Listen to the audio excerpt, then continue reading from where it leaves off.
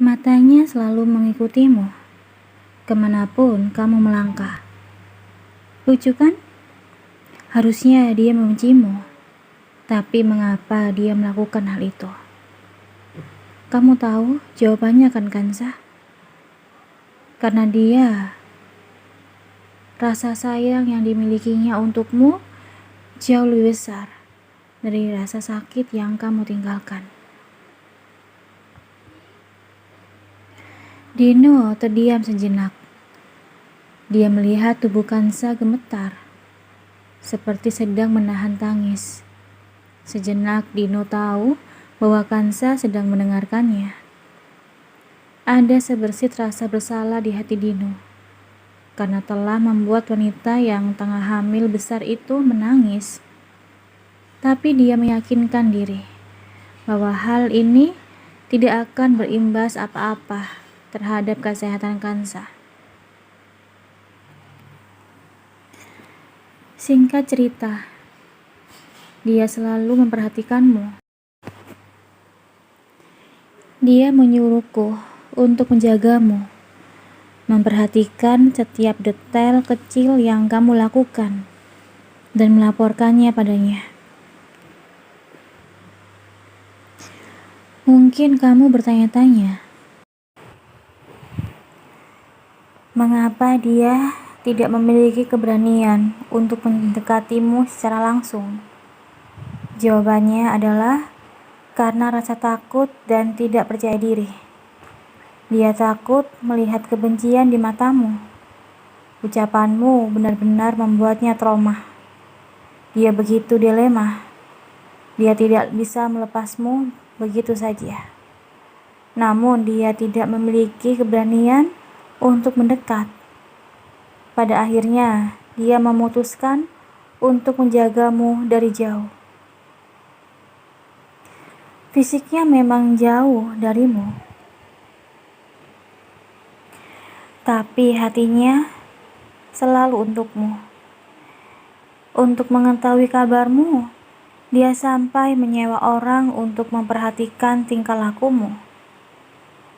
Aku tahu sikapnya itu tidak normal, tapi aku berusaha memahaminya. Dia berusaha mengekspresikan perasaannya dengan caranya sendiri. Kansa, pernahkah kamu berpikir mengapa reuni itu diadakan di Surabaya? Mengapa tidak di kota J, kota asal kita? Jawabannya, karena kamu ada di kota itu. Pernahkah kamu berpikir mengapa dia tiba-tiba menjadi atasanmu? Sementara bidang yang ditekuninya sangat bertolak belakang dengan pekerjaanmu itu. Jawabannya, lagi-lagi kamu. Dia memberanikan diri keluar dari zona nyamannya karena melihatmu dilamar laki-laki lain. Dia tidak ingin melihatmu dimiliki laki-laki lain. Kansa, aku berkata seperti ini bukan semata-mata untuk membelanya. Aku tahu dia juga salah. Perlakuannya terhadapmu, sikap diam dan tidak pekanya. Semuanya itu salah. Tapi pernahkah kamu berpikir bahwa karakternya itu terbentuk karena keadaan? Dia bukannya sengaja bersikap seperti itu. Dino terdiam, kemudian menarik nafas dalam-dalam sebelum melanjutkannya. Sepertinya aku sudah terlalu banyak bicara di sini. Sudah saatnya aku pergi. Tujuanku ke sini hanya satu, membuatmu tahu bagaimana perasaannya selama ini. Aku tidak memintamu untuk memaafkannya, namun setidaknya kamu perlu tahu posisinya. Merefleksikan dirimu sebagai dirinya. Mungkin dengan melakukan itu, kamu akan sedikit memahaminya. Kansa, aku adalah orang pertama yang akan bertepuk tangan untuk kebahagiaan kalian. Aku harap kamu tidak mengambil keputusan bodoh yang akan disesali nantinya. Dino berdiri, bersiap-siap untuk pergi. Namun sejurus kemudian, dia mengingat sesuatu. Aku tidak tahu apakah dengan melihat ini akan mengubah keputusanmu atau justru memperparahnya. Aku hanya ingin sedikit menunjukkan cinta seorang laki-laki bodoh untukmu. Aku harap kamu bisa merasakan perasaannya. Dino meletakkan ponsel Alex di samping Kansa, menatap Kansa penuh harap. Berharap wanita itu akan berbalik dan melihat isi dari ponsel itu. Namun Kansa tetap tak bergeming, terlihat tidak peduli. Dino menghela nafas panjang dan memejamkan matanya rapat-rapat. Guk, setidaknya aku sudah berusaha. Hasil akhirnya kita serahkan saja pada Tuhan. Hanya Dia yang mampu membolak-balikkan hati manusia, tak terkecuali hati Kansa. Semoga kebahagiaan segera datang untukmu, Guk. Kansa menatap gambar demi gambar dengan air mata berlinangan.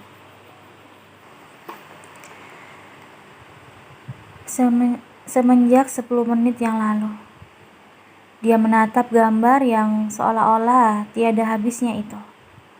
Keseluruhan isi galeri itu hanya berisi foto-fotonya. Dari dirinya SMA sampai bekerja. Bahkan foto Andre yang sedang melamarnya juga ada di sana.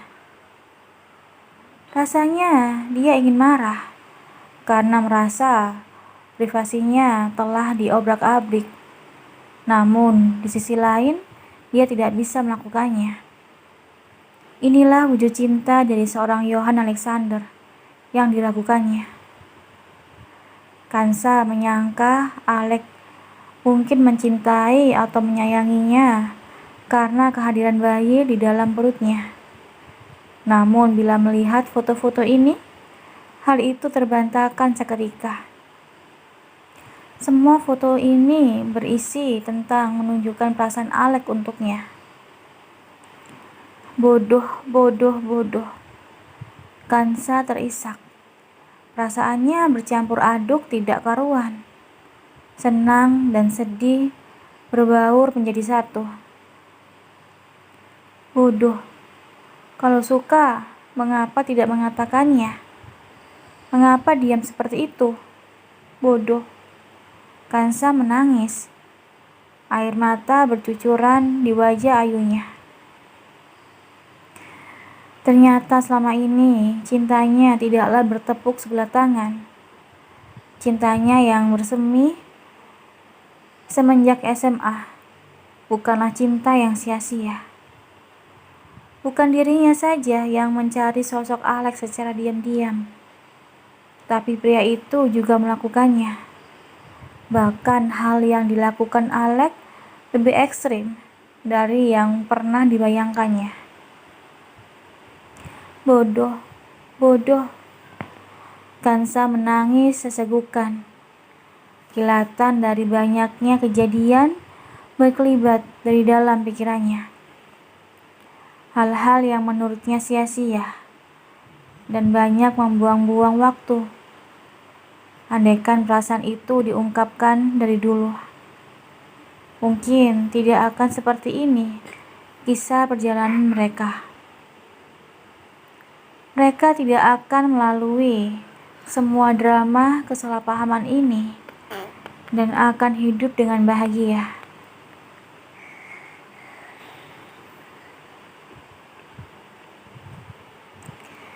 Kansa menelungkupkan wajahnya di antara kedua tangannya. Dia menangis terisak-isak, menyesali setiap perkataan bodohnya. menyesali setiap sikap-sikapnya. Dia menyesal. Glek, suara pintu yang dibuka tiba-tiba. Dasar bodoh, di saat istrinya sedang butuh perhatian, malah ikut-ikutan sakit. Dasar anak bodoh, tidak bisa diharapkan. Mama tiba-tiba masuk ke kamar Kansa sembari mengomel. Sementara ibu mengikuti di belakangnya, sembari menepuk-nepuk punggungnya dengan lembut. Sudahlah, Dek. Anak sakit itu harus dirawat, bukan malah diomelin seperti ini. Lah, gimana nggak ngomel-ngomel, Mbak? Istrinya sakit, butuh istirahat dan perhatian yang banyak dari dia. Tapi bukannya menemani istrinya, dia malah ikut-ikutan sakit. Drama apa lagi ini? Siapa yang sakit, Mah? Kansa membuka mulut.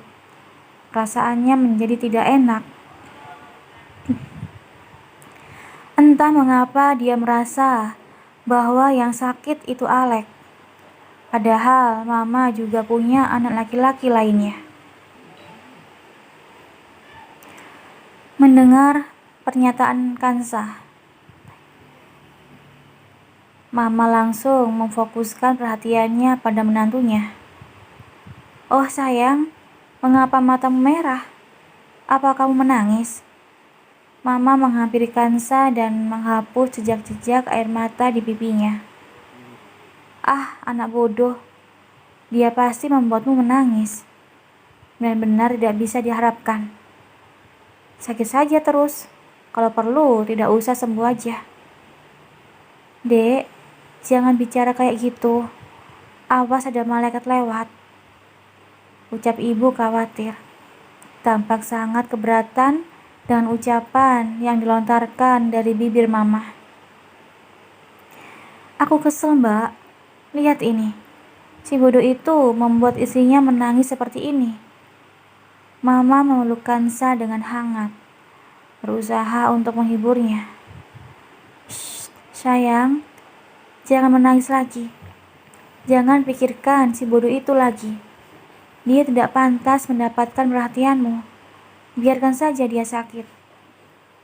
Ma, Alex sakit. Kansa menarik tubuhnya dari dekapan ibu mertuanya dengan cepat. Dia memegang kedua sisi tubuh Mama, menatap Mama dengan tatapan bertanya-tanya, sekaligus mendesak. Ma, dia sakit? Tanya Kansa, sudah tidak bisa menahan suaranya yang hampir pecah karena tangis. Matanya mulai berkaca-kaca. Mama membelai rambut Kansa dengan lembut. Iya, si bodoh sakit sayang. Tapi itu tidak ada hubungannya dengan kita. Di mana dia? Tiba-tiba Kansa beranjak, berusaha untuk berdiri dengan tiba-tiba. Wajahnya dipenuhi dengan kekalutan.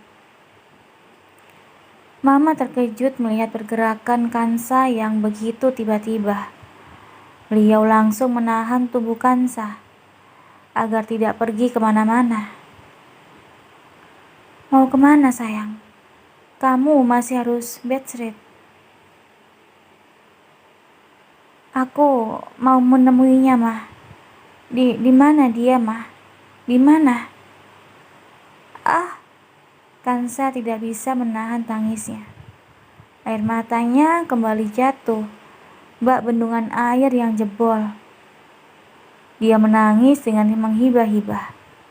Air mata penuh penyesalan, kesedihan, sekaligus khawatir. Di mana dia, Mah? Aku ingin menemuinya. Loh, kenapa jadi nangis gini? Mbak, kenapa putri kita nangis?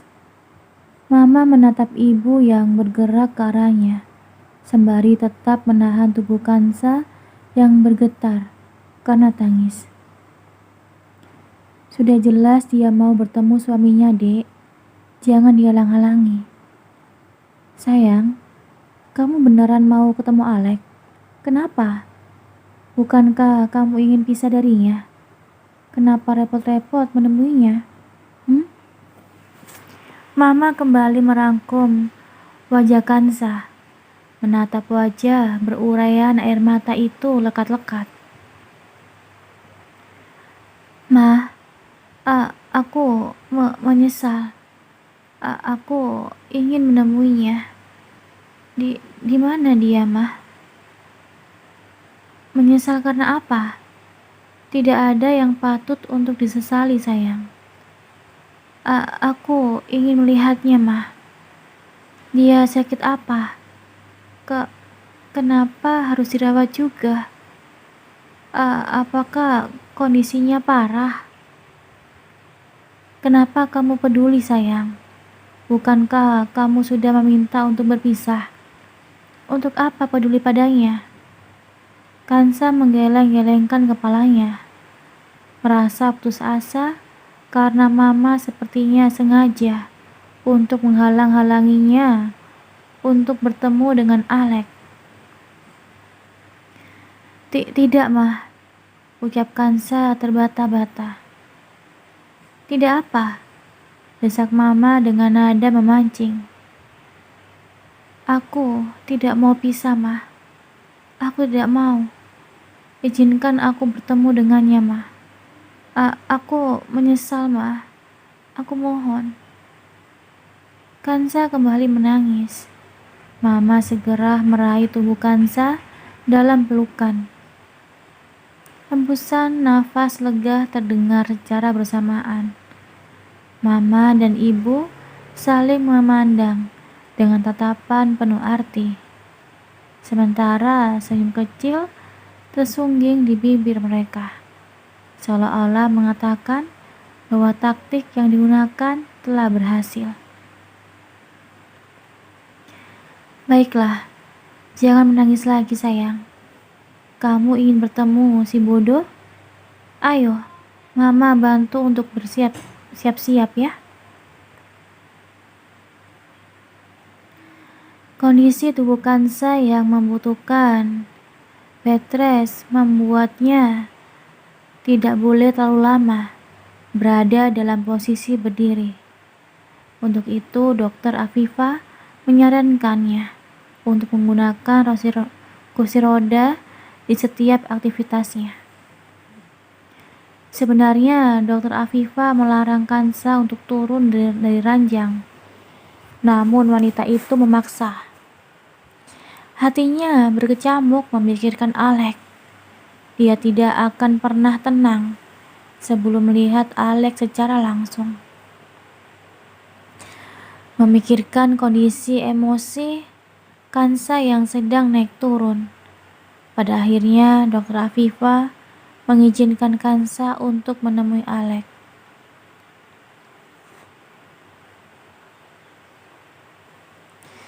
Ayah membantu Kansa.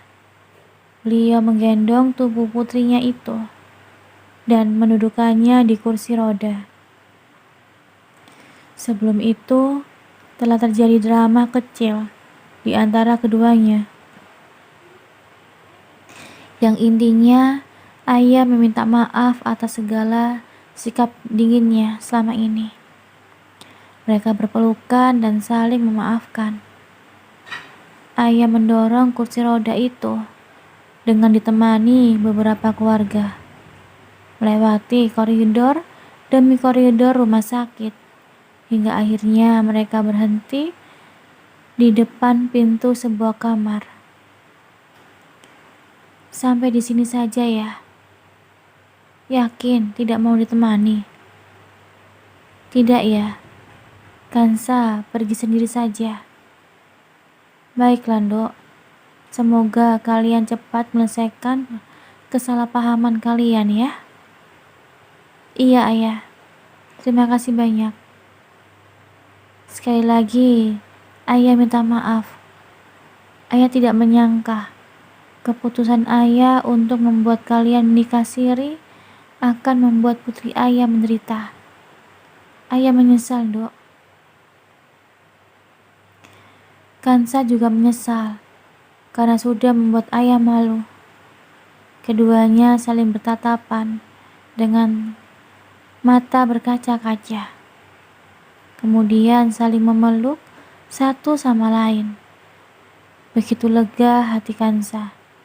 Kini dia tahu orang tuanya tidak sengaja setega itu untuk membuangnya. Orang tuanya masih menyayanginya.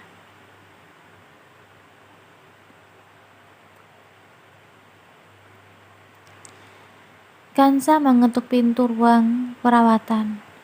Hanya dengan sekali ketukan, pintu kamar terbuka dari dalam. Ternyata Dino yang membukanya. Terlihat keterkejutan di wajah Dino. Namun ekspresi itu dengan segera berubah menjadi kebahagiaan. Bahkan mata Dino sampai berkaca-kaca mengetahui keberadaan Kansa. Dia di dalam. Masuklah. Ucapnya pelan sembari membuka pintu lebar-lebar. Kansa secara berlahan turun dari kursi roda dan melangkah memasuki kamar itu. Kami akan meninggalkan kalian.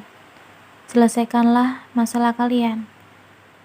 Selesai berkata seperti itu, Dino menutup pintu itu dari luar, seolah-olah ingin mengunci pasangan bodoh itu, dan tidak akan pernah membuka ruangan itu sebelum keduanya benar-benar berdamai.